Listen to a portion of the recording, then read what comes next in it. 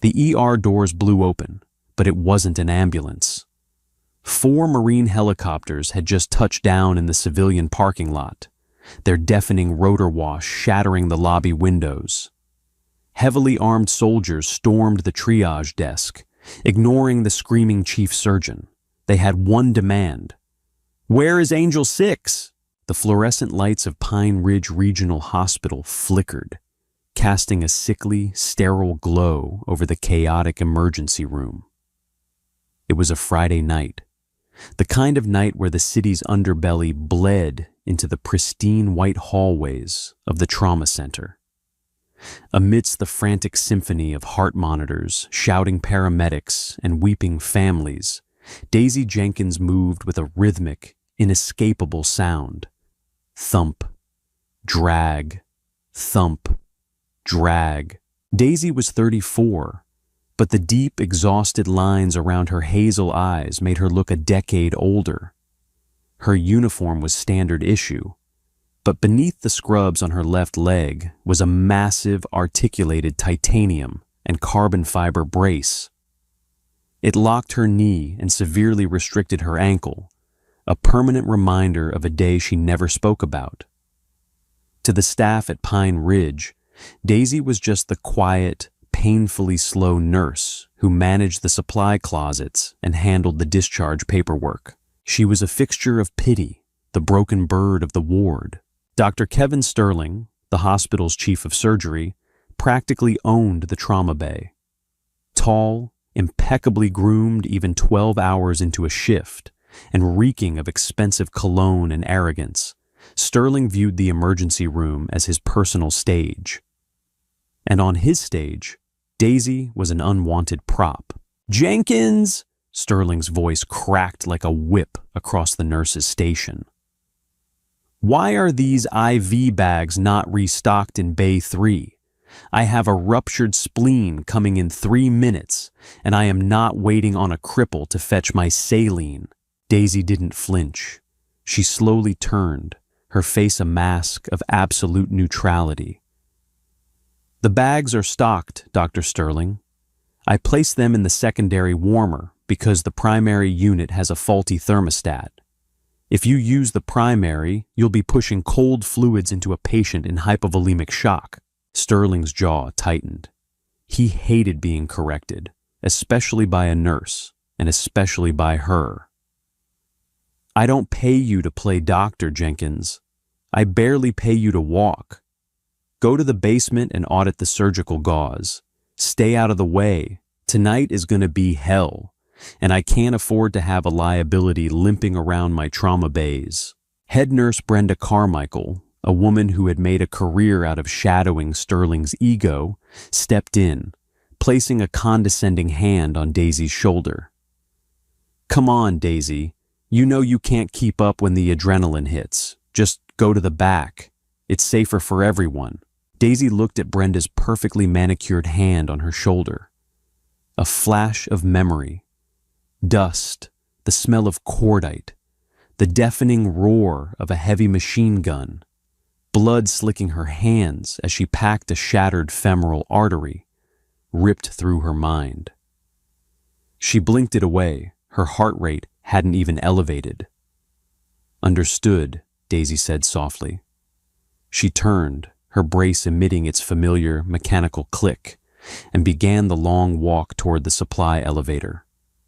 Thump, drag, thump, drag. She was halfway down the corridor when the hospital's disaster klaxon began to wail. It wasn't the standard two-tone chime for an incoming trauma. It was the continuous blaring siren of a mass casualty incident. The hospital radios erupted. A catastrophic structural collapse had just occurred at the old ironworks facility, 10 miles out of town. Worse, it had happened directly beneath the low-altitude flight path of nearby Camp Henderson. A military transport convoy moving hazardous ordnance on the ground had been caught in the crossfire of the collapsing infrastructure. There were dozens of civilian casualties, but the radio chatter was dominated by something else. Frantic, scrambled military frequencies bleeding over the police scanners. Within 20 minutes, Pine Ridge Regional descended into absolute madness. The doors blew open again and again, paramedics wheeling in crushed, bleeding, and suffocating victims. The waiting room became a triage battlefield. Dr. Sterling was shouting orders, his previous immaculate composure unraveling as he was faced with severe crush injuries and traumatic amputations, injuries he usually only read about in textbooks. Daisy stood at the threshold of the supply room. Her instincts, forged in the fires of places not on any map, screamed at her to move forward. She grabbed a specialized trauma kit she kept hidden in the back, packed not with standard civilian gear, but with combat-grade tourniquets, hemostatic agents, and chest seals. She limped rapidly toward Trauma Bay 1, where Sterling was furiously trying to stop the bleeding of a factory worker with a pulverized leg. The man was crashing. "Clamp! Give me a damn clamp!" Sterling screamed, his hands slick with blood. "He's bleeding out! Where is the suction?" Daisy pushed through the crowd of panicked residents. "His femoral is retracted," she said, her voice cutting through the panic with chilling, icy authority. "A clamp won't catch it blindly. You'll shred the surrounding tissue. You need to pack it with combat gauze and apply direct pressure, or place a junctional tourniquet." Sterling spun around, his eyes wild. "I told you to stay in the basement, Jenkins. Get out of my bay. You are a glorified inventory clerk. He is going to die in 60 seconds if you don't pack that wound," Daisy stated, holding out the hemostatic gauze. "Security!" Sterling roared. "Get this limping liability out of my ER right now." Two burly security guards grabbed Daisy by the arms. She didn't fight them. She just looked at Sterling, her eyes dead and cold. She let herself be pulled back into the hallway, leaning against the cold cinder-block wall. She closed her eyes, listening to the monitor in bay, one flatline 3 minutes later. She was useless here. They had made sure of that. But as she opened her eyes, she felt a strange vibration trembling through the concrete floor beneath her boots. It was faint at first, a distant, rhythmic thudding. It wasn't an ambulance. It wasn't the local news chopper. Daisy knew that sound. It was a sound that had haunted her nightmares and carried her greatest triumphs. It was the heavy, twin-engine percussion of military utility helicopters. And they were coming in hot. The vibration in the floor quickly escalated into a bone-rattling tremor. Outside, the torrential rain of the storm was suddenly blown sideways. The civilian life flight pilots scrambled away from the helipad as the night sky was blotted out by massive dark silhouettes. 4 United States Marine Corps, UH-1Y. Venom helicopters descended like predatory birds upon Pine Ridge Regional. They ignored the small rooftop helipad, which couldn't bear their weight anyway. Instead, they flared aggressively over the front lawn and the employee parking lot. The immense downwash of the rotors flattened trees, snapped light poles, and crushed the roofs of parked cars. Inside the ER, the chaos of the mass casualty event froze. Doctors, nurses, and bleeding patients alike stared at the shattered front lobby windows as the deafening roar of the turbine engines overpowered the hospital alarms. Before the rotors even slowed, the side doors of the Venoms slid open. Heavily armed Marines in full combat gear poured out into the rain. They weren't moving like a standard medevac unit.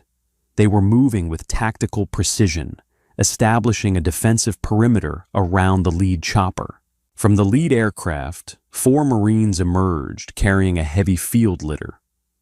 On it lay a man tangled in wires, blood-soaked bandages, and complex field stabilization gear. Walking beside the litter, barking orders into a headset, was Major Thomas Grizzly Hayes. His uniform was stained with mud and blood, his face a terrifying portrait of desperate rage. The automatic sliding doors of the ER had jammed due to the power fluctuations. Two Marines simply drove the butts of their rifles into the glass, shattering the doors entirely, and kicked the frames off their tracks. The wind and rain howled into the pristine lobby, carrying the smell of jet fuel and copper. The Marines charged into the emergency room, boots crunching over broken glass. Dr. Sterling, recovering from his initial shock, puffed up his chest and marched toward the advancing soldiers. "What in God's name do you think you are doing?" Sterling bellowed over the rotor noise. "This is a civilian hospital. You can't just crash through my doors with assault rifles. I am the chief of surgery, and you will—" Major Hayes didn't even break stride. He hit Sterling with a stiff forearm, shoving the arrogant doctor hard against the triage desk. "Shut up and listen to me, civilian," Hayes barked, his voice carrying the terrifying gravel of a man who had commanded men in the darkest corners of the earth. "I have a critically wounded Marine on this litter. His chest cavity is compromised. He has a ruptured descending aorta, temporarily held by a Reboa balloon, and a live, unexploded 40mm high-explosive round embedded in his left flank." A collective gasp echoed through the ER. Brenda Carmichael backed away in sheer terror. Half the nursing staff dropped what they were holding. Sterling went pale, stammering. An unexploded bomb? You brought a live explosive into my hospital? You need to leave immediately. Call the bomb squad. I am not letting my staff anywhere near that." "I don't give a damn about your staff," Hayes growled, stepping closer to Sterling, towering over him. "And I sure as hell am not letting a pampered plastic surgeon wannabe touch my commanding officer. We didn't come here for you." Sterling looked bewildered. "Then why did you practically destroy my hospital?" Hayes keyed his shoulder radio, ignoring the doctor. "Secure the perimeter. Nobody in, nobody out. We hold this ER until she gets here." He turned his glare back to the trembling hospital staff. "We are looking for Angel 6, Hayes demanded, his eyes scanning the room. "Where is she?" Silence hung in the air, thick and suffocating. The staff exchanged confused glances. "Who?" Brenda managed to squeak out. "We don't have an Angel 6 here. We have a Dr. Angelo in pediatrics. She isn't a doctor," a deep voice rumbled from behind Hayes. Corporal Daniel Miller, a towering Marine holding an IV bag over the wounded officer, stepped forward. "She's a combat medic, 1st Medical Battalion, Special Operations Task Force. Call sign Angel 6. We tracked her civilian residency to this exact hospital. Bring her out now, or my commander dies in 10 minutes. Sterling scoffed nervously, trying to regain a shred of his authority. "Major, I know every nurse in this building. We don't have any special operations medics. We have suburban mothers and fresh nursing school graduates. You have bad intel." "The hell we do," Hayes snapped, pulling a crumpled, blood-stained photograph from his tactical vest. He slammed it onto the triage desk. It was a picture taken in the dirt streets of an unnamed war zone. It showed a younger woman in desert camouflage, her face smeared with soot and blood, holding a pressure, dressing to a soldier's neck with one hand while returning fire with a sidearm in the other. Brenda leaned in to look at the photo, her eyes widened in absolute shock. She looked up, scanning the crowded, terrified hallway. From the very back of the corridor, near the supply elevator, came a sound. Thump, drag, thump, drag. The crowd of doctors and nurses slowly parted. Daisy Jenkins stepped into the light of the main ER lobby. She was no longer slouching. The exhausted lines on her face had vanished, replaced by an expression of cold, terrifying focus. She dropped her clipboard. It clattered loudly against the linoleum. Sterling turned, seeing who was approaching. "Jenkins, get back in the basement. Are you insane? This is a military emergency." Daisy ignored him completely. She walked straight past the trembling chief of surgery, her brace clicking heavily with every step, and stopped 3 feet from Major Hayes. The towering major looked down at the limping, quiet nurse who had been the punchline of Pine Ridge Regional for 3 years. Slowly, respectfully, Major Thomas Hayes snapped to attention and delivered a crisp, razor-sharp salute. Every Marine in the room immediately followed suit. The metallic clatter of rifles shifting as a dozen heavily armed men saluted the limping supply nurse echoed through the silent ER. Daisy looked at the wounded man on the litter. Then she looked back at Hayes.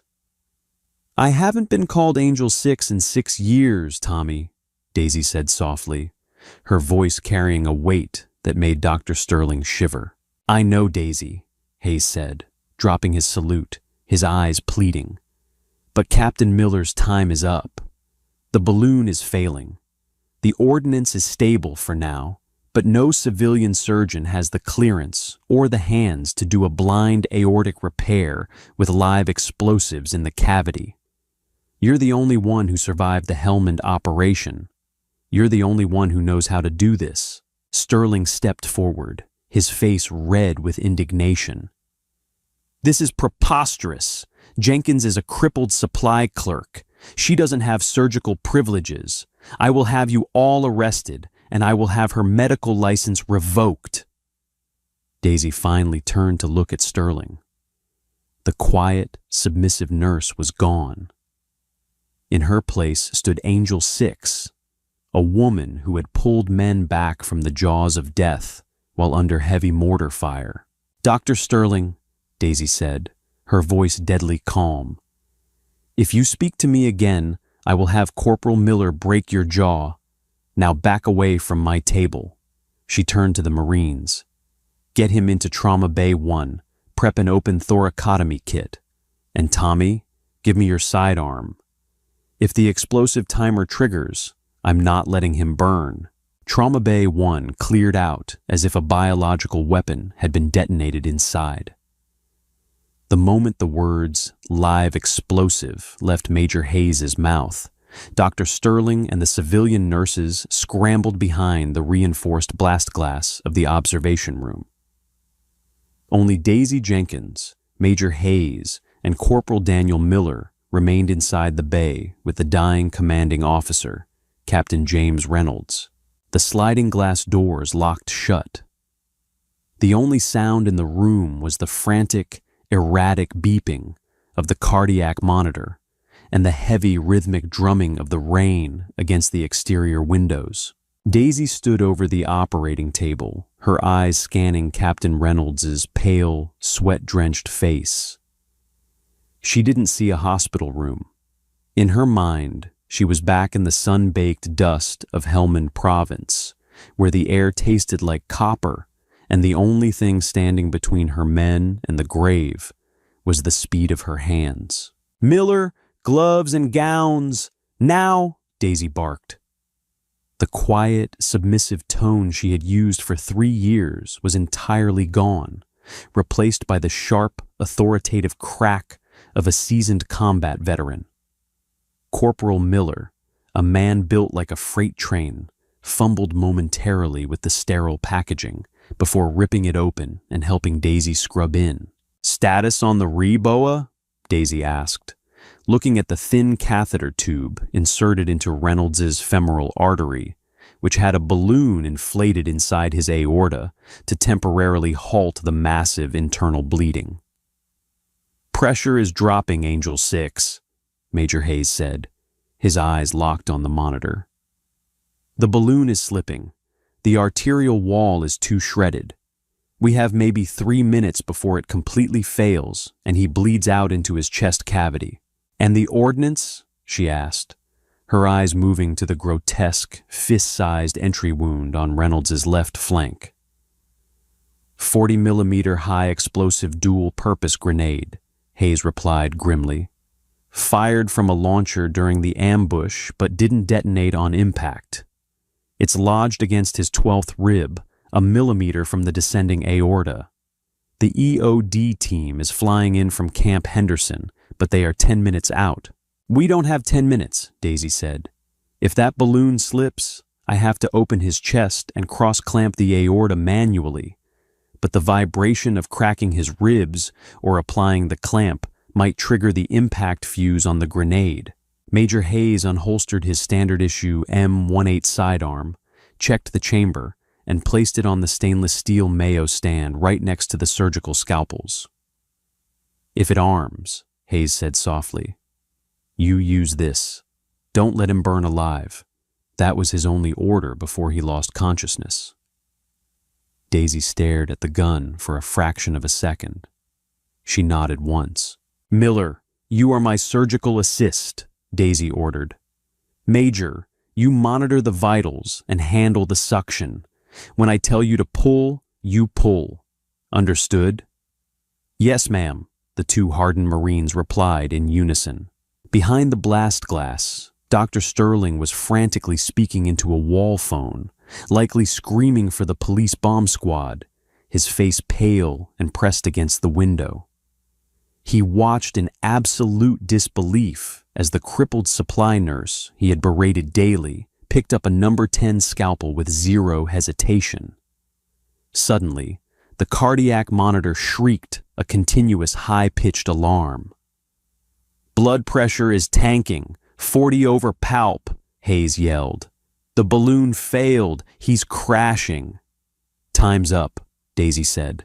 She pressed the blade into Reynolds's chest, making a massive, sweeping incision from the sternum around the left side to the armpit, a classic anterolateral thoracotomy.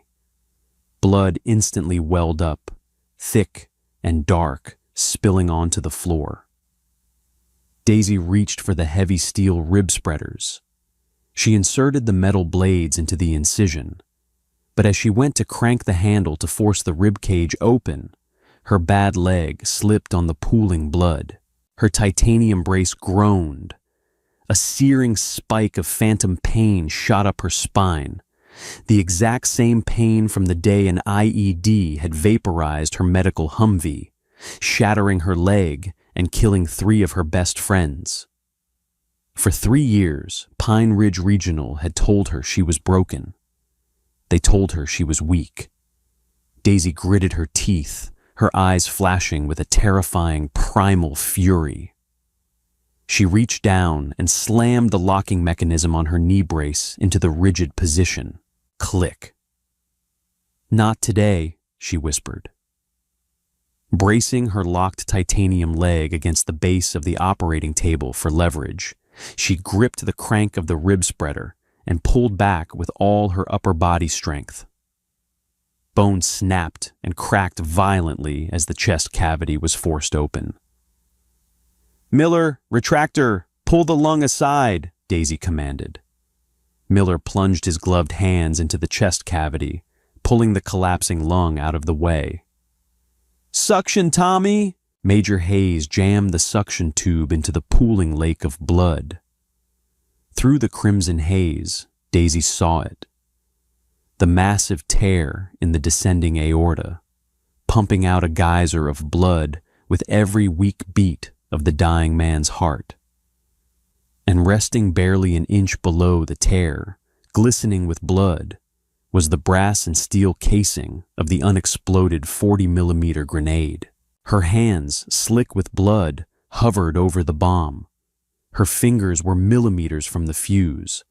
A single tremor, a single slip, and the room would be instantly vaporized. Behind the glass, Dr. Sterling actually covered his eyes, unable to watch. Daisy's hands didn't shake. They were as steady as carved marble. She slid the heavy vascular clamp past the lethal explosive, her knuckles brushing the cold brass casing of the grenade. She found the artery above the tear. Clack! She locked the clamp. Instantly, the geyser of blood stopped. "Clamp is secure," Daisy breathed, her voice completely flat. "Tommy, push 2 units of O negative and hit him with 1 milligram of epinephrine. We need to wake his heart back up." 10 seconds later, the flat line on the monitor stuttered. Then a slow, rhythmic beep returned. Beep, beep, beep. Daisy looked up at Hayes. Sweat was pouring down the Major's face, mixing with the dirt and blood of the battlefield. He looked at the nurse, awe radiating from his exhausted eyes. "He's stable," Hayes whispered. "You did it, Angel." Before Daisy could reply, the ER doors blasted open again.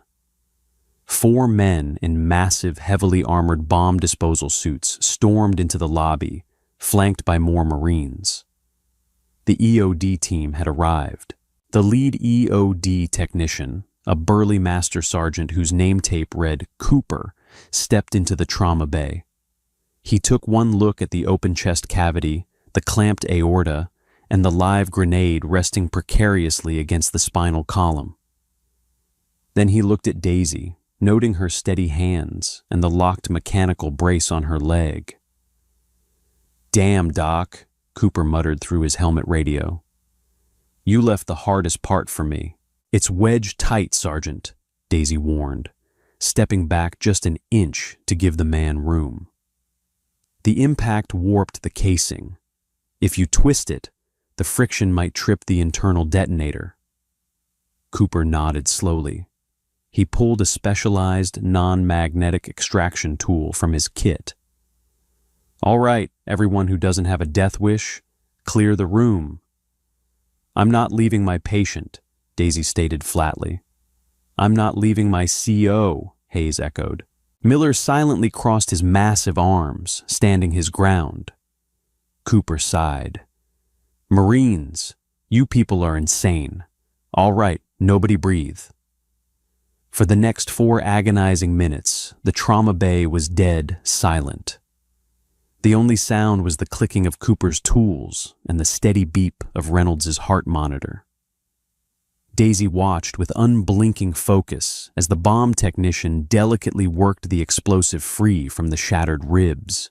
With a sickening schlick of tearing tissue, the grenade came loose.